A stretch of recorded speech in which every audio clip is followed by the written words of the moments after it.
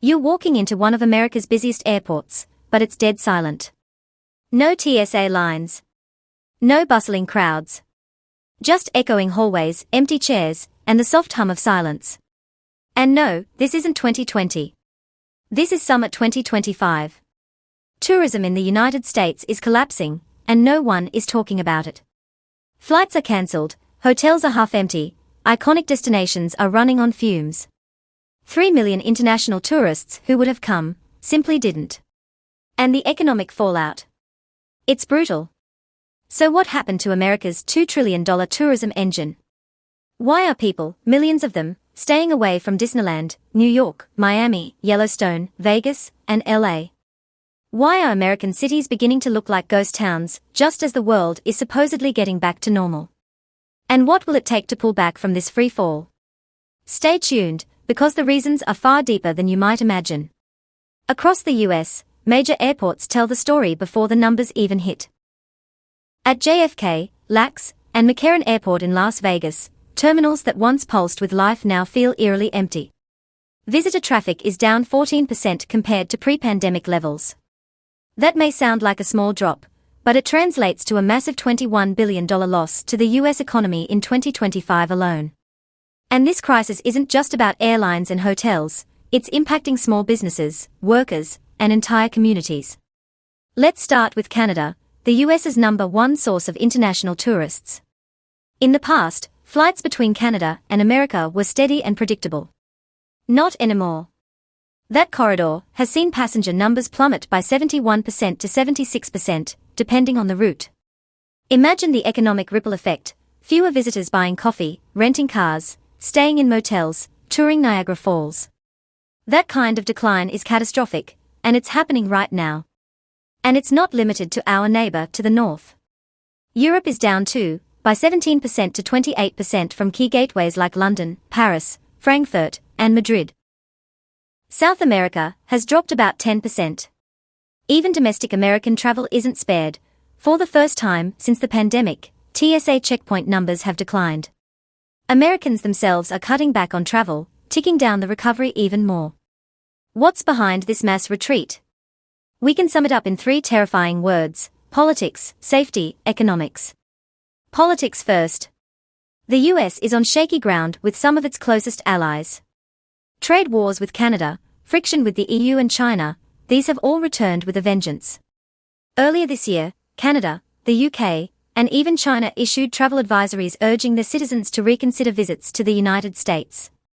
Citing political instability, gun violence, rising crime, and unrest, these advisories struck fear into the minds of potential travelers. When governments say stay home, millions listen. And that explains a big chunk of the tourist exodus. Then there's safety concerns.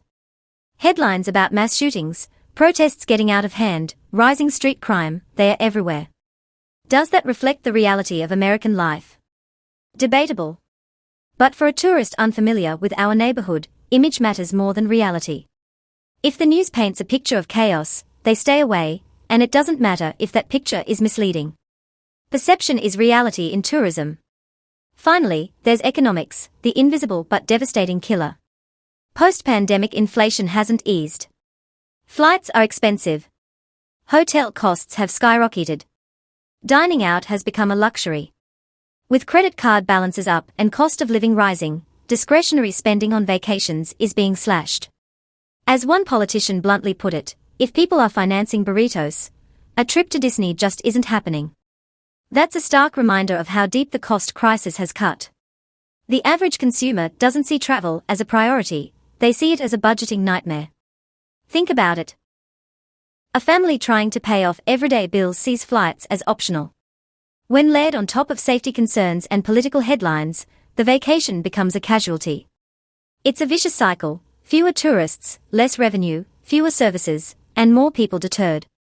The engine stalls, and the economy suffers. Now let's break down the cost of this collapse. For every 1% drop in international tourism, America loses roughly $1.8 billion. That might not sound like much until you realize a 10-point drop becomes an $18 billion hemorrhage. Given we are seeing a 14% total decline, that's about $21 billion gone. From beaches to Broadway, From ski resorts to San Francisco, communities are choking on the consequences. Las Vegas, the neon heart of tourism, is down 8% in visitors. That means thousands of hotel rooms sit empty each night. Casinos are reporting double-digit percentage revenue drops. Strip retailers and restaurants are shuttering. Could they survive a full season like this? New York City faces losing up to 3 million visitors by year's end. That's 3 million fewer Broadway tickets sold, fewer Fifth Avenue luxury shopping sprees, fewer hotel occupancy surges. The tax revenue from tourism helps fund city budgets, police, schools, none of that exists without visitors. When they stay away, you don't just lose tourists, you lose cities. Small businesses are collapsing too. Food trucks stay closed. Souvenir stands sit untouched. Gift shops at national parks reduce hours. Tour guides watch their bookings vanish. Rural economies that rely on seasonal tourism, coastal towns, mountain resorts, festival communities, they are in trouble. And once those economies turn off, it's not like flipping a switch to get them back. By the time tourism rebounds, some businesses will have disappeared. Some towns may never be the same. You may be thinking, wasn't this just like 2020? Closed down, travel bans, lockdowns. Yes, except this time, it's not government stopping flights, it's travelers. And that makes this crisis even uglier, harder to fix. In 2020, you needed mandates. In 2025, all you need is headlines and a credit card balance. Tourism is historically fragile. Economists call it the first to collapse and the last to recover in any downturn. If this downward trend continues through the rest of summer and into the fall, we are looking at a $20 to $21 billion revenue shortfall. That's not lost income, it's lost jobs, shuttered dine-in restaurants, furloughed theme park staff, cancelled school programs, reduced police patrols. It's entire communities feeling the pain. And it's not going to bounce back fast. So, what are leaders doing about it? The U.S. Travel Association and federal agencies are scrambling. New ad campaigns featuring smiling faces and scenic skylines are launching. Customs and Border Protection is expanding fast-track entry programs. But deep down, none of that matters if the tone from the top doesn't change. If global headlines keep painting America as unstable, any travel campaign is just lipstick on a ghost town. America's image as a top travel destination, it's cracking. And until that image changes, airports will stay empty and hotels will stay dark. It's not just a tourism crisis, it's an identity crisis. And while terminals sit silent, the cost of silence keeps rising, lost revenue, lost trust, lost global standing. Can this be turned around? Yes, but not easily. It takes leadership, diplomacy, and active investment in safety, affordability, and hospitality. It means addressing gun violence, repairing trade relationships, and controlling inflation, not just painting glossy postcards and hoping people show up. So here's what we need to hear: more American voices saying travel is safe. More global outreach helping foreign visitors feel welcome. Better visa processing, expanded trusted travel programs, and transparency about crime data. Destination marketing alone won't cut it. We need real, visible effort. And now we want to hear from you. Are airports in your city emptier than usual? Are tourist spots quieter? Are you thinking twice about traveling to the US? Share what you're seeing in the comments. Your experiences help show just how deep this crisis goes.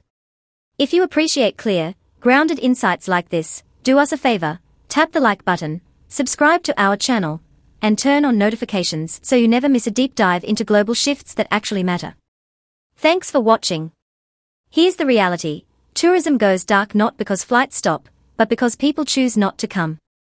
And until that choice changes, America's summer of travel loss will keep echoing in empty terminals, shuttered hotels, and silent streets.